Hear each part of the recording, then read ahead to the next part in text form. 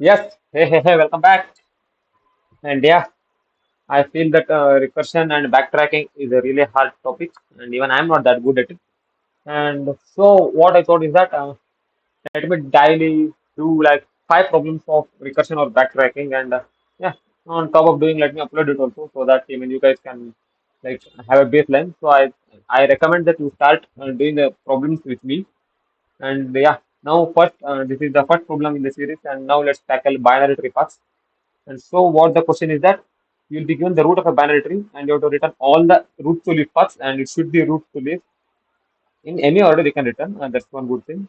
So if they are not given like return from left to right or something, that would be like a bit more difficult to implement.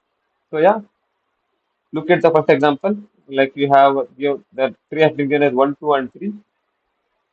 So what you have to do, like you have to take the root and take the root to leaf path. So 1 to 2, 2 to 5 is one path. And yeah, don't forget, each has been marked by an arrow. Like after 1, it's mapped to 2. So it's marked by an arrow. And 2 to 5. The same thing with 1 to 3. Yeah, and that is one root to leaf path. This is one root to leaf path and this is one root to leaf path. And like that, for any given tree, you have to tell all the root to leaf paths. Yeah. And yeah, if I added one more, 6, 7, 8, 9. So now we would have 4 root to leaf paths. And now let's just return some. Now let's just check it out. The actual result would be 1258, 1259, 136, 137. Yeah, 1258, 1259, 136, and 137. So yeah, there might be other ways to do it, but I feel that backtracking recursion is the best way to do it.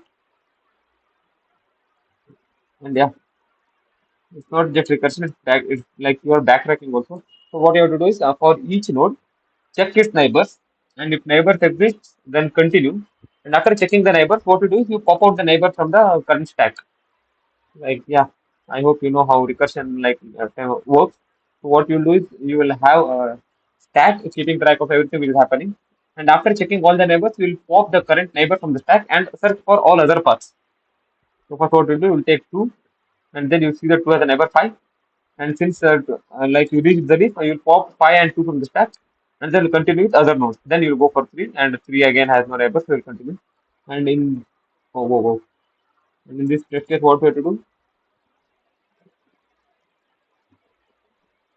Yeah.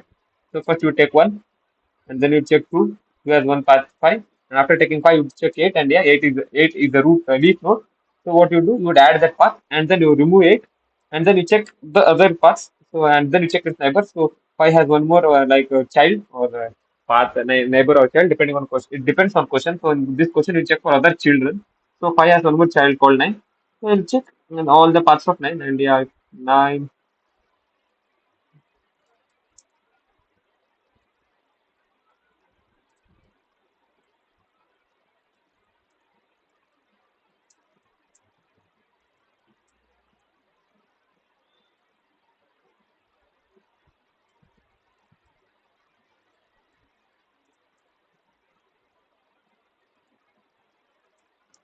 Yeah. Now what you do after you check for nine?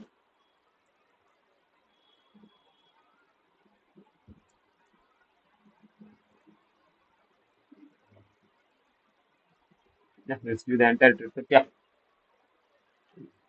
After you check for 19, then like you would see that 19 also again has a child. So just go to its left child. So you do like that. You continue.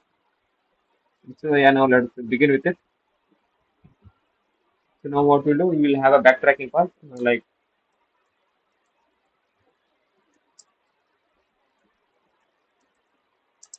so now we'll have an answer. And then what you have to do, you have to start the backtracking.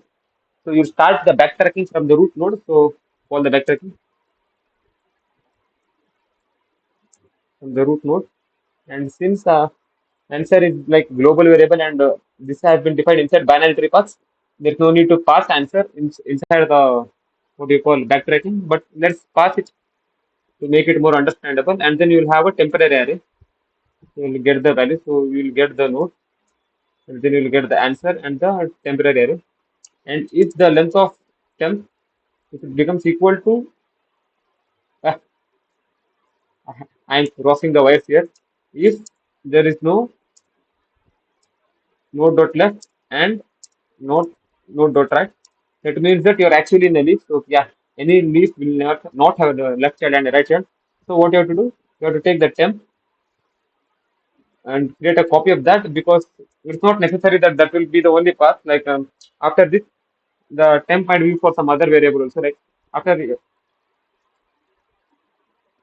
yeah, consider this. After checking for 8, the same temp will be used to check for 9 also. So that we should not directly append the temp, but we should append a copy of the temp to the answer. And since you have reached the end of the path, you will directly return. And then what you will do, if the node dot left exists, that means you can still go to the left child. So take the temp, to that append the node dot left dot value, not comma value. After you append the left value, what you have to do? Like continue with the backtracking.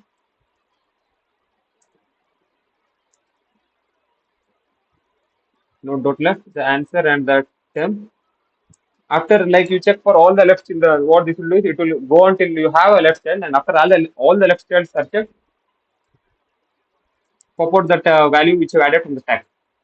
Yeah, and do the same for node dot right also. Again, if the node has the right child,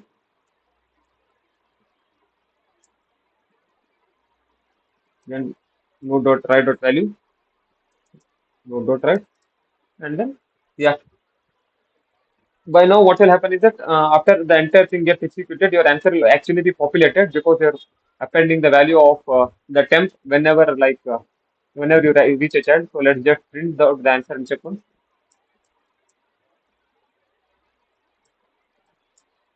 Yeah, let's just return some dummy value so that we won't get any errors.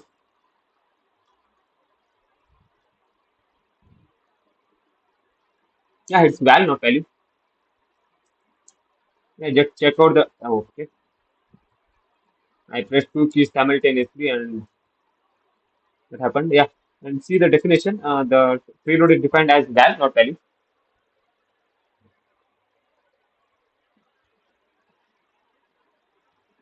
So I forgot to change it over here also.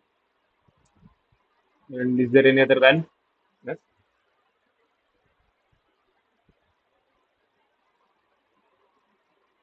Right, do one. Let's do one thing.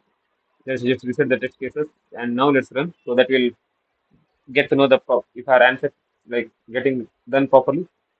And yeah, you see that for the first part is actually 2 to 5. Like leave 1 for now. So from 1 you go to 2 and 5, and then you go to 3. So yes, our backtracking is working as per the track. Yeah, good plan words. Let's, okay, I can't do control there to get back to let it do. So now what you have to do is, the only thing left to do is iterate through our answer. And yeah, now let's do one thing. Let's add the arrow mark also. So rather than directly appending the term, let's join the term, and the delimiter over here will be an arrow mark. And if you do that, then everything has to be of type string. So let's do everything of type string. Now let's run and check. Yeah, we are getting the arrow mark also. The only thing left to do is like for each value, for each path, you have to just append the root. So let's do that. And what you have to do for I in, yeah. And there is one more thing which you have to take care of, and that is C. Like if the length of temp is actually 1, that means that we should not append like the arrow mark. We should just put the value. And if it is greater than 1, then we have to add the value and the arrow mark. So let's do that. So if the length of answer at the position I is greater than or equal to 1, that means that we have to add the arrow mark also. So answer at the position I will become equal to answer at the position I, and then you add an arrow mark, and then you have to convert it to string, or else you can directly use the F strings also. It depends on what you want to do, and then else. And over here, the length is actually 0. And in case we have a length of 0, that means that there was only one root, like the root was the only thing present. So it actually, yeah, and they are don't do this. This makes no sense. You have to add the root dot value, and by now your answer will be populated with your answer. Like the answer will be populated with the actual answer. Look, let's just submit it. And yeah, I forgot to add a plus over here.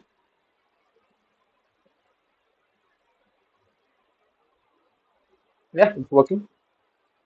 And let's just remove the print statements and submit it.